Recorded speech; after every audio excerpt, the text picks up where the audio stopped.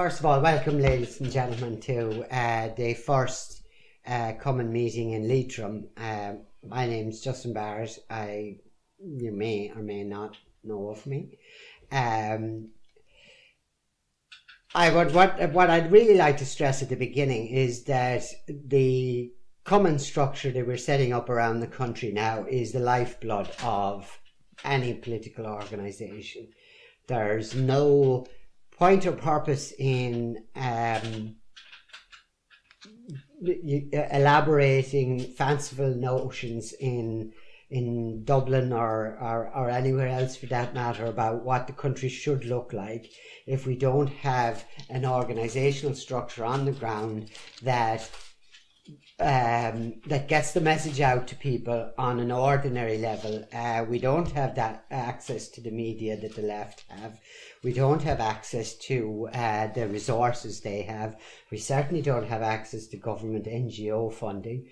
And the Cumann structure, therefore, is absolutely crucial to getting, first of all, the message out that there is a resistance, that people who are watching the way the country is going on a whole series of issues, immigration, abortion, the European federalism, etc., is they're being fed by the media that they're the only ones that are opposed to it. The fact of the matter is they're not. And we need to physically show them that, and that's what the Cumann structure does. But also beyond that, and for future purposes, in practical terms, it's how we get people elected. Because if we don't get people elected in the long run, then the control of the state and the organs of the state remain in the hands of the enemies of Ireland. That's the only way to describe them at the moment. The state is now the enemy of the nation. The state that should be there to protect us is actually actively engaged in attacking us. But there is the means by which the state can be taken control of, and that's elections. But right now people are still voting Fianna Fáil, Fine Gael, Labour, etc., etc., and we need the Cumann structure here in Leitrim to get people elected in Leitrim, the Cumann structure in the other counties that we've already started to set up to create the organisation that in the long run can get pro-Irish people elected, and we can take back control. We are not as powerless as people would like us to believe, or RTE would like to propagandise us into believing. If the events on the continent and in Britain and in the United States have shown anything in the last few years, is that if people actually break out of the mindset of, oh well, this is just the way things are and we just have to accept it, that enormous changes can be made. But there's hard work involved, and it's a long struggle. It's not going to be simple. It's not going to be overnight. It's not going to be easily done, but it's worth doing, and that's what I would appeal to people as I say at this first meeting, the Leitrim Cumann of the National Party, is that this is the beginning of a real fight back and a real chance for the Irish people to take back control of their own country and defend that country and hand it on to our children and our children's children as it was handed on to us. And so we'll proceed with the meeting on that basis, that that we understand that this is the core of what we're doing. The ideological part is all very fancy and everything, but the fact of the matter is the core of what we're doing is to try and reach ordinary people with a simple message, and above all else, with giving them that sense of self-empowerment, that there is something that you personally can do, that you are not helpless, that you are not alone, and that there are other people who feel like you do, and that we can do this if we put the effort in. So with that, I'll hand you over to the next speaker.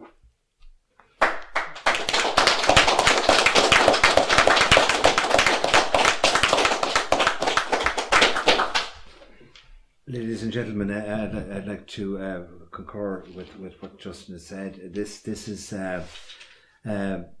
the formal launch of the Leitrim Cumann of the National Party. We're establishing the foundation stones, the building blocks of a very successful today political structure that is the National Party. But we're in the process of actually establishing the grassroots structure and formalising that, and as the launching pad, the potential launching pad for the contesting elections at local and national level, which is the purpose of a political party, because obviously our raison d'etre isn't just to complain about the way our country's been sold out. It's not just about the Irish nation being under relentless attack from, as Justin said, the state, our own state, as well as the European Union. But it's about the fight back. It involves the fight back, and the fight back involves wresting that control, taking it back, winning, contesting future elections, and ensuring that the National Party message is heard by more and more people, and that it's represented in Dáil Éireann and at local level as well. So maybe I would this stage like to introduce you to our common organiser in Leitrim, Paul McWeeny, and maybe Paul would like to say something. I'm not prepared, but just on myself, I emigrated in 2009. I spent 10 years in Australia and came back home, and what I came home to isn't Ireland that I know and want.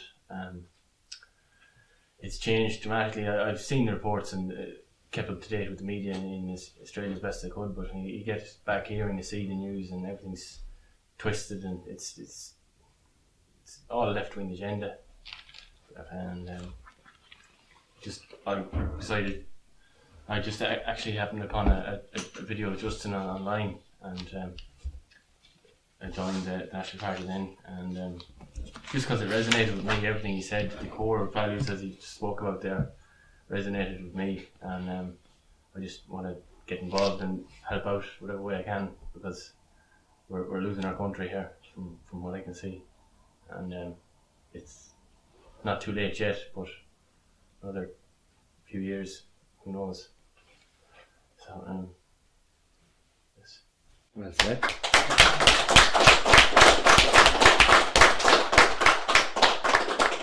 We're very lucky to have men like Paul, and we have people like Paul in other counties as well, and that's again part of the rolling out the common structure throughout the country. I might at this stage also like to extend and acknowledge the presence of the Roscommon Common leader, Paul Hanley, and only about just over 2 weeks ago we launched the Roscommon Common of the National Party in Strokestown, and Paul addressed the gathering there on that evening. And Paul is also local to Ruski, which is also a place that's been targeted at the moment with threat of a new plantation, 21st century style. So maybe at this point I might actually invite Paul to address you, Paul Hanley from Roscommon, Cumann leader. Thank you. Yeah, we were in Rooski earlier on today, and we just ran the guys through what's happening up there at the moment. Now, there's been a bit of a reprieve, as far as I can gather today, with some planning regulations that were appealed to on board Planola. So the direct provision centre has been put on ice for the time being. But just to give you an idea of the population of Rooski, in around the village, it's about 200 people, in around 200 people. In the surrounding area, it could be anywhere between another 300 to 400 perhaps, something like that. But in the village itself, in the immediate area, you're talking about 200 people. So the hotel down there is earmarked for anywhere between 80 and 100 people. So you're talking about almost 50% increase in population in the village overnight. Now, if you took let's say a neighbouring town like Longford, let's say, or Carrick-on-Shannon, which would have populations, I guess, in around 10,000 each, something like that, you're talking about importing 5,000 people overnight into those towns. That's the equivalent of what they're trying to do to Rooski. Now, over the last 17 years since the since the factory burned down, there were 500 people employed there. Those jobs left the area. It's been pretty much a black spot now. 2006 to 2008, with the building, there was a bit of a reprieve, and a lot of building went on around the place, and houses went up. But since then, since the downturn in 2008, it's been very quiet there. Nothing's been happening. And then in 2011, the hotel shut down. And after that, really, it's just been very quiet there. Nothing's been happening. And we were told last March that a number of people had shown interest in buying the hotel. And, well, we knew that, but they came back to us to assure us that they were buying the hotel. And then it went quiet for a lot of months. And then back in November, I think it was October, November kind of time, it was put around that there was a direct provision centre going into it. And there was a meeting in Rooski one night. There was a meeting in Rooski that had a kind of I'll call it a cabal of a certain number of people that were invited along, and the rest of the local area weren't. The local people weren't. And then after that, there was another meeting held, and wind of this got round the local area, and a lot of people turned up that night and demanded to be present during the meeting. So we all went along into the meeting. There was a gentleman there from, I think it was University of Limerick, that was local to the area but hadn't lived in the area for I don't know how long. And he was there kind of to soften up the local population, to kind of tell them that, oh, these people are great, all the rest of it. So there was a few questions asked of him. One question was, did he know where they were coming from? And he said no, he had no idea where these people were coming from. And then I actually asked the question, well, how do we know they don't have criminal records? How do we know, who they are, where they're coming from, whatever? And again, I asked, well, how do we know they don't have criminal records? And these were his exact words. He pointed round to the people that were in the room, all local people, and he said, how do I know there aren't any criminals in this room? Those were his words to us. And it wasn't until afterwards somebody told me that, well, you know how we'd know there weren't any criminals in the room? Because there'd be a record of anybody with a criminal record with the local guard station, or the guards would know. Yeah. So that's how you'd know there was no criminals in the room. But this is the contempt these people, and that same person was down at both the protests in the village afterwards. So he was. And he is local to the area, but he hasn't lived up here in I don't know how long. But he keeps turning up like a bad penny.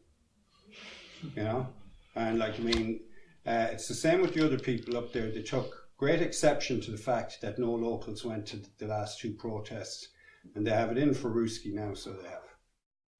so there is a reprieve at the moment, and we'll see how things progress. But as regards the local area and development, and most of the people, everybody locally just wants to get on with their lives, raise their families, make a living, live peacefully. That's what they want to do. That's what all they've ever done in Ruski. There's never been any trouble up there, never. And all these people are coming in, protesting, looking like idiots to my, I said it before, I'll say it again. I mean, they're making themselves look bad.